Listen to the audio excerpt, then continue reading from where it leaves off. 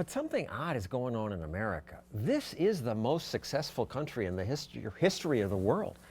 We've spent $22 trillion on programs that promise to help those who need help. And yet, more people than ever say, I'm a victim. And lots of politicians say, that's why I ran for office. When Hillary Clinton announced her presidential campaign, she said, I'm running for everyone who's ever been knocked down. People are working 2, 3 jobs. You know who's not successful? The middle class in this country. Watching politics, you'd think America's filled with victims. Katherine Mangu-Ward writes about that for Reason magazine, and talk show host David Webb discusses victim culture on his radio show. So, David, I guess you're a victim. You're black. Well, I'm a little confused. The whole narrative is that because I'm black, at some time, somebody discriminated against me. Well, unless they did it to my face, which no one's had the guts to do. Never? No. You cover this and focus on how politicians encourage victimhood. For any government official, it makes sense to have more people to help. That's how you expand your domain. So by redefining people who might not even think of themselves as victims as in need of government assistance, you wind up becoming more powerful. It's a pretty simple equation. They also want to expand their bureaucratic turf, and saying, oh, look, I just found another 10 million people who need food stamps is a great way to get more authority if you run the food stamps program. But they do that because they need to stay in business. Have you ever met a bureaucracy that wanted to put itself out of business? Or ever did. They're or ever forever. did. Yeah. And look at them all. We have a list here of just some of the assistance programs for alleged victims. Medicare, Medicaid, the CHIP, the Children's Health Insurance Program, housing assistance, Indian Health Service, the Special Milk Program, the Earned Income Tax Credit. It goes on, and it didn't end poverty.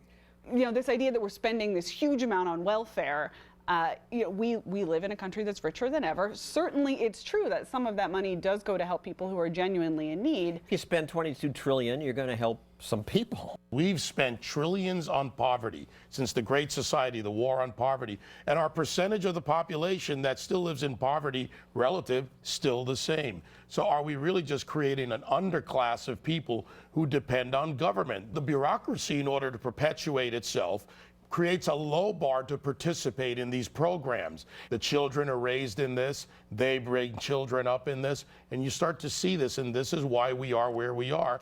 On the phone, you said to my producer, the welfare state is insidious. Yes, it is. And I actually looked that up because I know what it means, but I wanted to know exactly what they say. Proceeding in a gradual, subtle way, but with harmful effects. Harmful but enticing. Yes. When you create dependency, you don't do it by going to someone saying, I need you to be a dependent. You sell them sunshine. You will have all the things you need. But along the way, you lose either the impetus or the incentive to provide for yourself. We have government saying, don't worry, we've got it covered. We've got everything under control. Churches, you can step back from adoption proceedings or aid to families who are in crisis. You know, even everything from, private insurance companies, right? When we have a natural disaster, the federal government steps in and starts dispensing cash, even to people who could and should have bought their own private insurance. So they don't. What it means, though, is that we ultimately are weaker as a society. Government says, you're all victims, but it's okay because we can help you. And meanwhile, people are not engaging in the kind of behavior that lets them help themselves. Before government took over, there were these mutual aid societies. Sure, it's actually, I mean, I think it sometimes sounds a little bit like a libertarian fairy tale, but this was absolutely something that was true in America. 30,000 of them. Groups of people that got together, sometimes it was a professional cluster, a neighborhood, schools, and they just did what people naturally want to do, which is help each other out in times of need. You pay a little in when you have more, you get a little out when you need more. This is not something that's a magical skill that only governments have. For Democrats, victimhood is mostly about transferring money from taxpayers to people that they call victims. But there are so many victims. So many women still earning less than men on the job.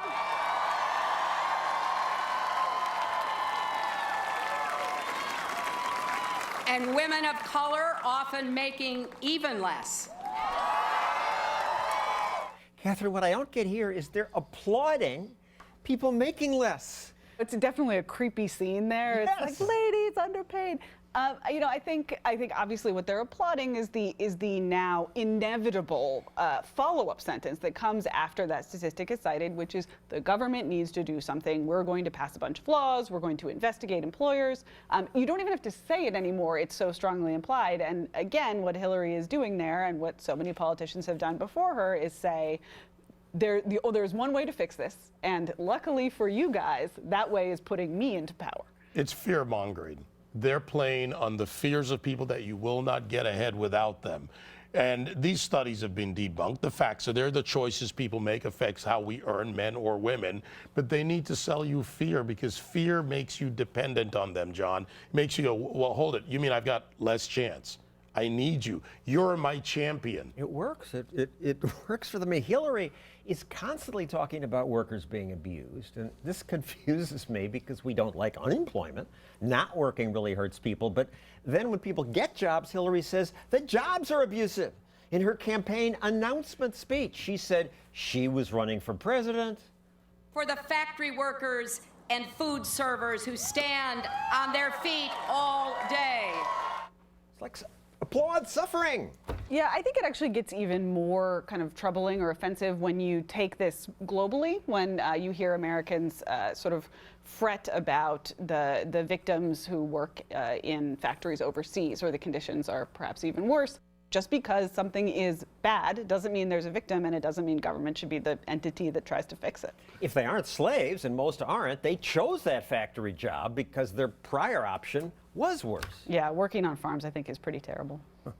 Now, we ask people on social media, Twitter and Google Plus, and Facebook, to comment on this. Here's a sample from Twitter. Gary Collard says, victimhood is desperately sought in America because it confers privilege.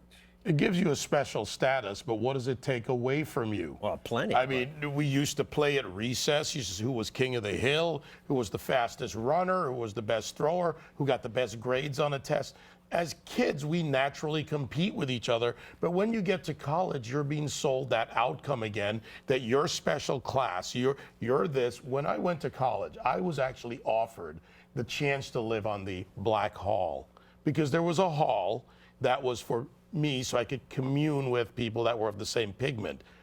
I actually didn't understand feel more it. comfortable. Right. I felt uncomfortable actually being told that I needed to be with a certain group of people because of skin color to be comfortable. If there wasn't an incentive there to make accusations or claim victim status or sort of generally cry wolf even when something wasn't really wrong, kids wouldn't do it. They don't want to be a victim. They just see an angle. Right, but can I just throw this last thought in? This is where I go back to the parents. Let's look at these. You play Monopoly. We had these get out of jail cards made up. This one says, you are a victim, get out of responsibility. That's sort of the advantage of being a victim that the person on Twitter was talking about. Right. I didn't accept instant victimology when I got to the school because I knew that this was a false narrative. So this is the generational theft of our future that I talk about when I say that if you have people who are raised with a dependency culture and they raise others with a dependency culture, you begin to see how we grow to where we are today with tens of millions of people in this culture. Thank you, David. Thank you, Katherine.